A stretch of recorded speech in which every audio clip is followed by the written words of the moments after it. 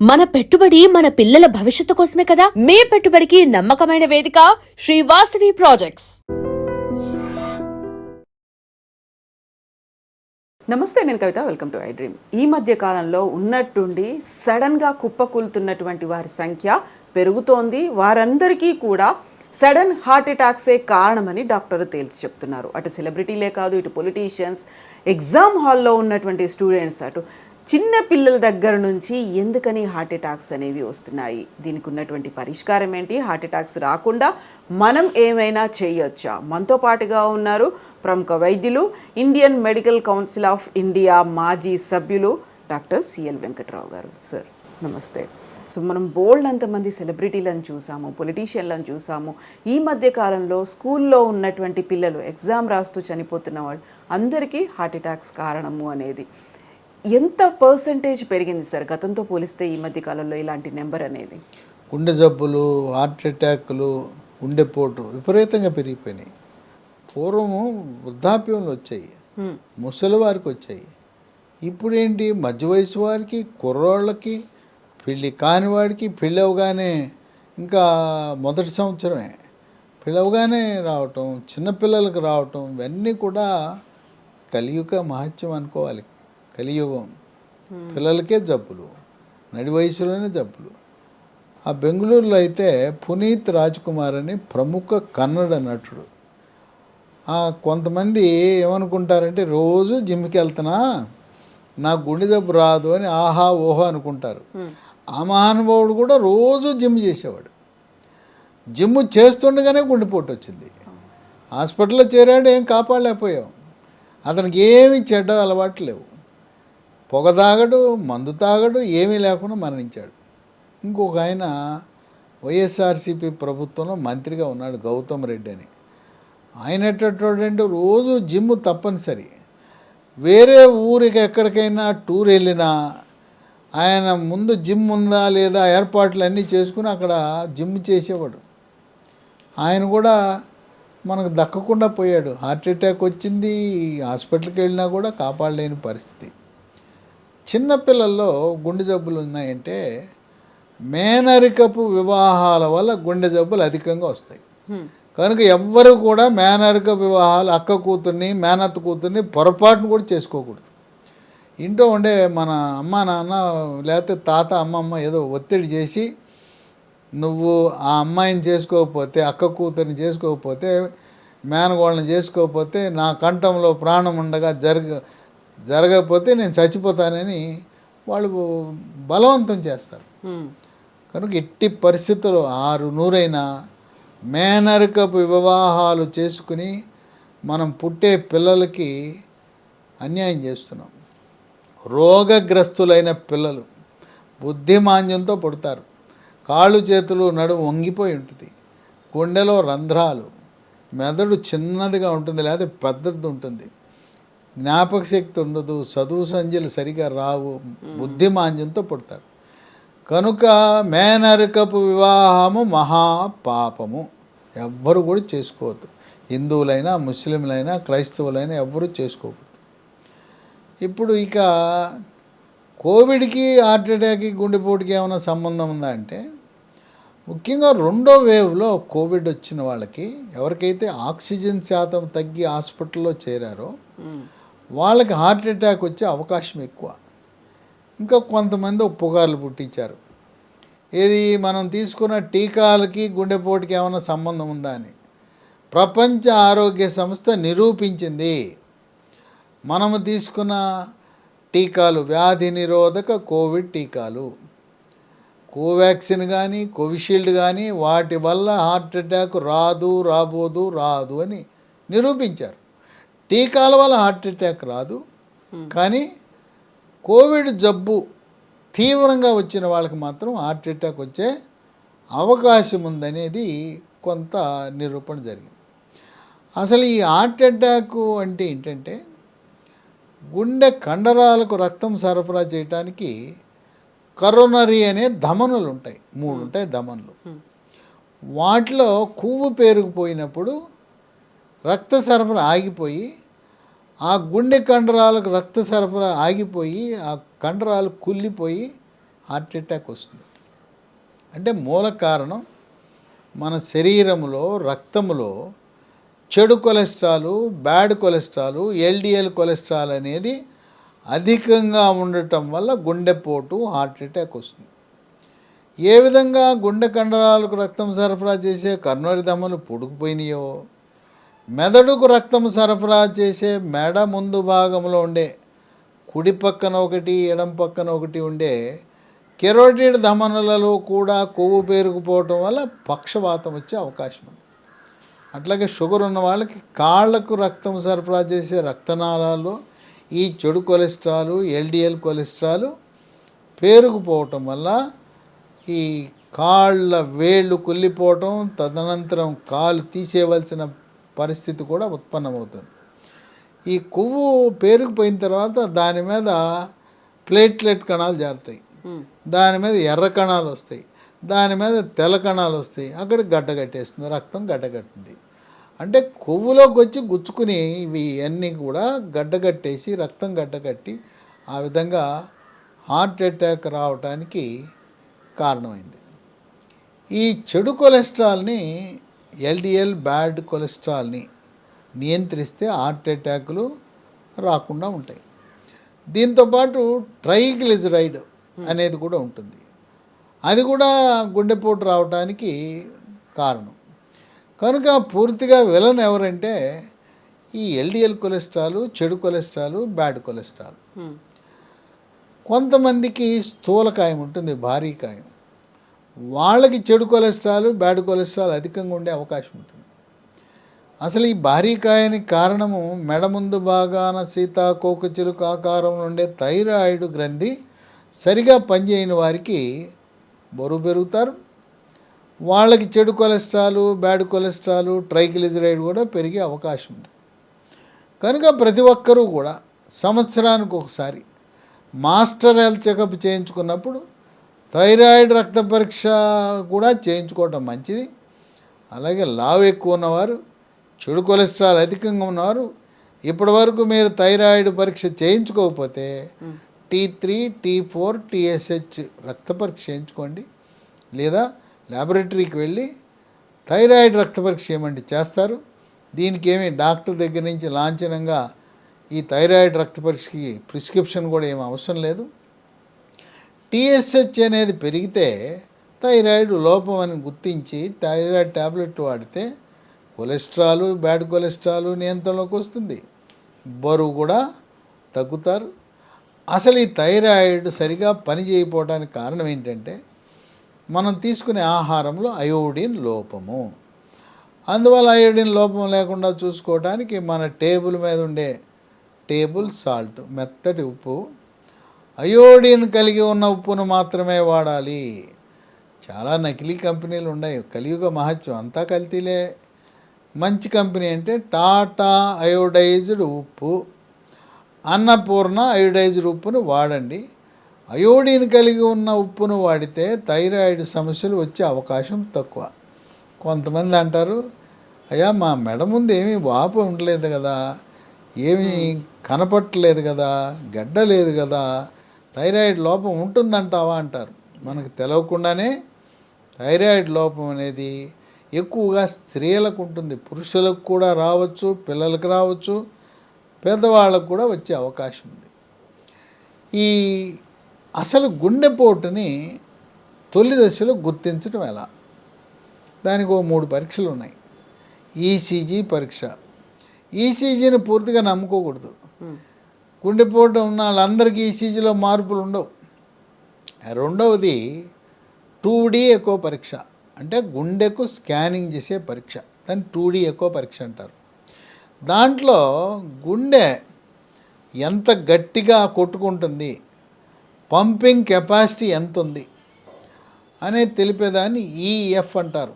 EF అంటే ejection fraction, EF. అది సాధారణంగా 60-70 ఉండాలి. ఎవరికైతే 50 కంటే తక్కువ ఉందో గుండె యొక్క ఆ కండరాల పనితీరు బాగలేదని అర్థమవుతుంది. ఈ 2D ఎకోలో మార్పులు కానీ ఈసీజీలో మార్పులు ఉన్నవారు టీఎంటీ అనే ట్రెడ్మిల్ పరీక్షను చేయించాలి. బెల్ట్ మీద ముందు నడిపిస్తారు, వేగం పెంచుతారు, పరిగెత్తిస్తారు. ఆ టీఎంటీ ట్రెడ్మిల్ పరిగెత్తే పరీక్షలో ఏమైనా మార్పులు గమనిస్తే యాంజియోగ్రామ్ అనే పరీక్ష చేయించుకోమని గుండె డాక్టర్ సలహా ఇస్తారు. ఇప్పుడులో యాంజియోగ్రామ్ అంటే చాలా సులభతరమైంది. పూర్వకాలం అయితే ఈ గజ్జల్లో గుచ్చేవారు, గుచ్చి ఓ రోజంతా పడుకోబెట్టేవారు ఐసీయూలో, తర్వాత ఒక ఇసుక మూట పెట్టేవారు. ఇప్పుడు అవన్నీ పోయినాయి. అసలు గజ్జల్లో గుచ్చాల్సిన పని లేదు. ఎడమ చేతికి రేడియల్ ధమని అంటుంది, దాని ద్వారా చేసేస్తున్నారు. యాంజియోగ్రామ్ చాలా సులభతరం, 100కి 100 రూపాయలు, ఎటువంటి రిస్క్ లేదు, గ్యారంటీ. ఇంకోటి ఏంటంటే ఆ యాంజియోగ్రామ్ చేసినప్పుడు ఏదైనా కరోనరీ ధమనులలో అడ్డంకి కనపడితే దాన్ని తొలగించి స్టెంట్లు వేసేస్తున్నారు. మళ్ళీ వేరే ఇంకోసారి వెళ్ళాల్సిన అవసరం లేదు. ఈ యాంజియోగ్రామ్ పరీక్ష, స్టెంట్ పరీక్షలన్నీ కూడా ఆంధ్రప్రదేశ్, తెలంగాణ రాష్ట్రంలో ఆరోగ్యశ్రీలో ఎన్టీఆర్ వైద్య సేవలో ఉచితంగా చేస్తున్నారు. ఇది నార్మల్ అని వచ్చింది, 3 గంటల్లో ఇంటికి పంపించేస్తారు. అందువల్ల యాంజియోగ్రామ్ అంటే ఎవరు కూడా భయపడవలసిన అవసరం ఏమాత్రం లేదు. డాక్టర్ చెప్పిందే తరువాయి చేయించుకోండి. స్టెంట్ అంటే సన్నటి పైపు తొడుగుతారు, అది చేయించేసుకోవచ్చు. గతంలో హార్ట్ అటాక్ అంటే ఈ నిలువున చీల్చి ఆపరేషన్లు చేసేవారు. ఒక రక్తనాళం మూసుకుపోతే స్టెంటు, 1 కంటే ఎక్కువైతే ఆపరేషన్ అనేది అనేవారు గతంలో. ఇప్పుడు అట్లా అవసరం లేదు. 3 మూసుకుపోయినా, 4 మూసుకుపోయినా, 5 మూసుకుపోయినా కూడా 2-3 దశల్లో 5-6 స్టెంట్లు కూడా వేసే పరిస్థితి ఉంది. అసలు మనం ఎట్లా లక్షణాలు ఏముంటాయి ఈ హార్ట్ అటాక్కి? రాత్రి పడుకున్న తర్వాత అర్ధరాత్రి సమయంలో ఛాతీలో మంట, ఆయాసం వస్తుంది, చెమటలు పడతాయి. కొంతమంది ఇంట్లో వాళ్ళని లేపటానికి మొహమాట పడతారు, అతి కష్టం మీద లేపుతారు. ఆ ఇంట్లో వాళ్ళు ఉండి ఏదో ఇట్ట రుద్దుతుంటారు, ఛాతీ మీద పొట్ట మీద రుద్దుతుంటారు. రుద్ది వేడి చేసిందని చెప్పి ఏదో జలుసిలో, శుక్రాలో, లేదా పాలో, లేదా ఇంకొంతమంది పడికి వెళ్ళమని చెప్పి అది తీసుకొచ్చి అవి కలిపి ఇవ్వటం, ఇలా చేస్తుంటారు. ఎవరికైనా ఛాతీలో నొప్పి, చెమటలు పట్టి ఆయాసం వచ్చింది అంటే అది హార్ట్ అటాకే. గ్యాస్ ట్రబులను అనుకరిస్తుంది. గ్యాస్ ట్రబుల్ మాదిరి ఉంటుంది కానీ అది గ్యాస్ ట్రబుల్ కాదు. అర్ధరాత్రి అయినా కూడా ఇంటిలో కుటుంబ సభ్యులు నిద్రలేపి, మనకు రవాణా అంటే 108 అంబులెన్సులు ఉన్నాయి. ఆంధ్రప్రదేశ్, తెలంగాణలో కూడా 108 అంబులెన్సులు పిలిచి వెంటనే అన్ని సదుపాయాలు కలిగిన హాస్పిటల్కి వెళ్ళండి, చిన్న హాస్పిటల్కి వెళ్ళొద్దు. ఇది ఛాతీలో బరువుగా ఉంటుంది. కొంతమందికి షుగర్ ఉన్న వాడికి నొప్పి ఉండదు, ఏదో గుండు రాయి పెట్టినట్టు ఉంటుంది. కనుక 108 అంబులెన్స్ని పిలిచి ఏదో చిన్న హాస్పిటల్కి కాదు, ఏరియా హాస్పిటల్కి వెళ్ళొద్దు. మీరు ఏకంగా జనరల్ హాస్పిటల్కి వెళ్ళండి. కార్డియాలజీ విభాగం ఉన్న ఆరోగ్యశ్రీ హాస్పిటల్కి కానీ, ప్రభుత్వ మెడికల్ కాలేజీకి అనుబంధంగా ఉండే జనరల్ హాస్పిటల్కి వెళ్ళిపోతే అక్కడ కార్డియాలజీ విభాగం ఉంటుంది, చక్కటి చికిత్స చేస్తారు. కనుక సొంత వైద్యాలు చేయొద్దు. కొంతమంది ఇంట్లో ఆ సార్బిట్రేట్ ట్యాబ్లెట్ ఉంటుంది, హాస్పిటల్కి చేరే వరకు నాలుక కింద Sorbitrate 10 milligram, SORBITRATE 10 milligram tablet నాలుగు కింద పెడితే కొంత ఉపశమనం వస్తుంది. అంటే కొంత సమయాన్ని మనము కొంత ఉపయోగపడుతుంది. కనుక ఎవరు కూడా ఇదేమి ముందు నష్టమో, ఈ హార్ట్ అటాక్లన్నీ కూడా తెల్లవారుజామున వస్తాయి. ఆ తెల్లవారుజామున అందరూ నిద్రలో మునిగిపోయిన సమయంలో కొంతమంది మొహమాట పడతారు. ఎవరు మొహమాట పడద్దు.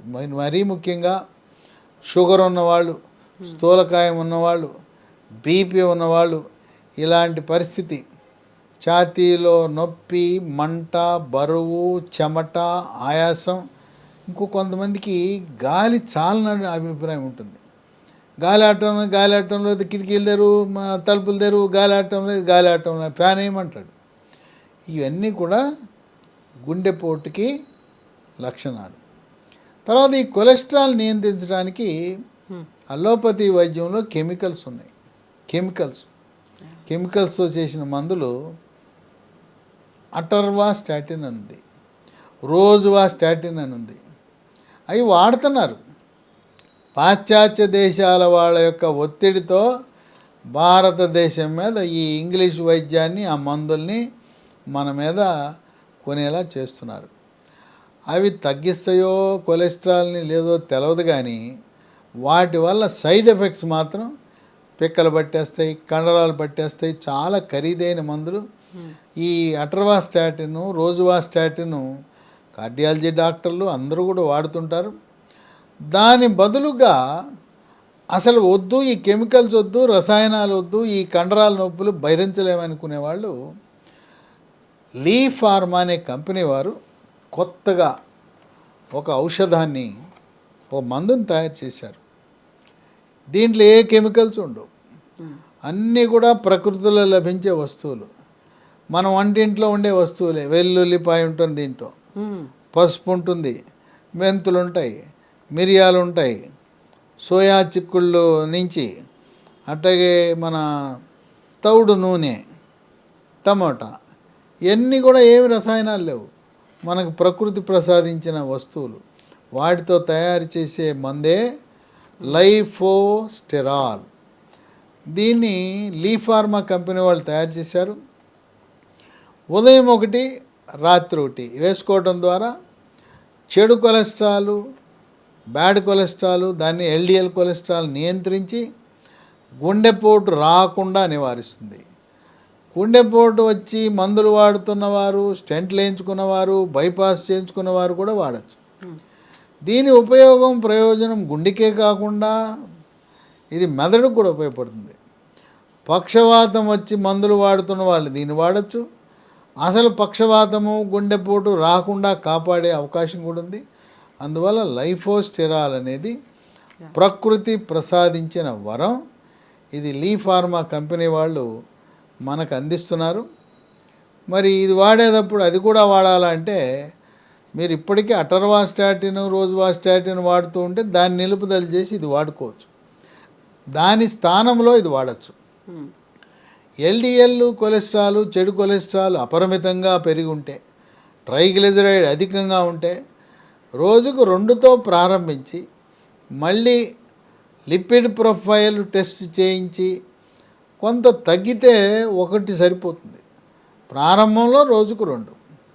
అయితే లిపిడ్ ప్రొఫైల్ టెస్ట్ చేయించుకునేటప్పుడు ఒక జాగ్రత్త వహించాలి. ఏమీ తినకుండా పూర్తిగా పరగడుపునే చేయించుకోవాలి. ఏమైనా టిఫిన్ చేయించుకుని తిన్న తర్వాత వెళ్ళి లిపిడ్ ప్రొఫైల్ టెస్ట్ చేస్తే తప్పుడు రిపోర్ట్ వస్తుంది. కనుక లైఫోస్టెరాల్ అనేది ఇది మనకు ఒక సంజీవని లాంటిది, ప్రకృతి ప్రసాదించిన వరం.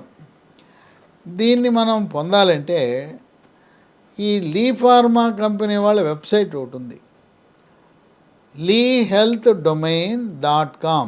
దాంట్లో ఆర్డర్ పెట్టచ్చు. లేదా 3 ఫోన్ నంబర్లు ఉన్నాయి, వాళ్ళకు ఫోన్ చేస్తే కూడా మీకు కొరియర్ ద్వారా పంపిస్తారు.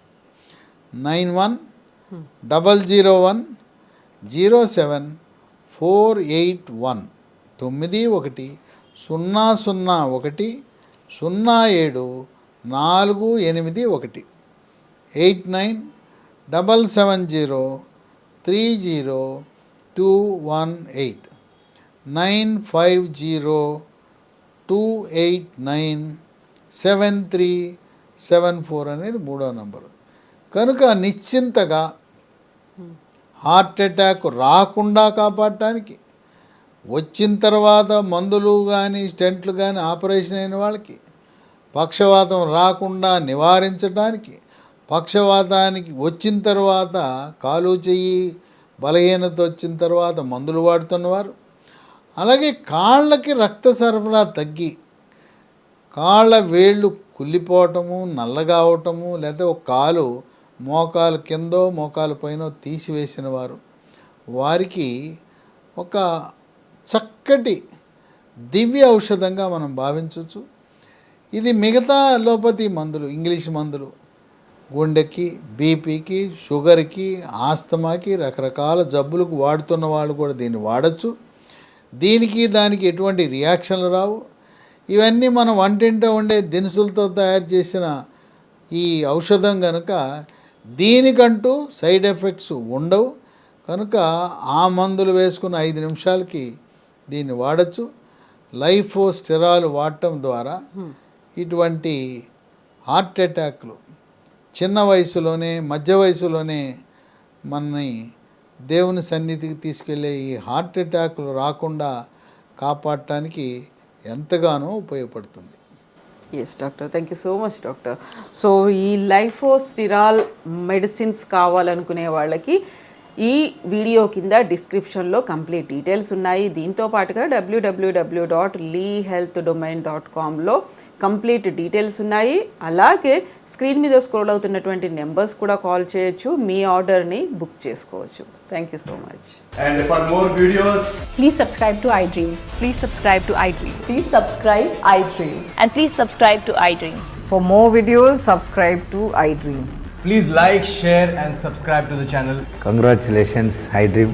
subscribe to iDream. Subscribe to iDream. So subscribe to iDream Media. iDream team అందరికి huge congratulations. Please subscribe iDream Media. Please subscribe to iDream. Subscribe iDream. Please subscribe to iDream. iDream అంటే నా కళల ఛానల్ను subscribe చేసుకున్న నోరు తిరుగుతలేదు, మీరైతే గంట గుర్తు కొట్టండి. For more such videos, please subscribe to iDream. Subscribe to iDream. Please subscribe to iDream. Please subscribe iDream Media. Please do subscribe to iDream. Please subscribe to iDream Media. For best entertainment and information, please subscribe iDream. And don't forget to subscribe to iDream.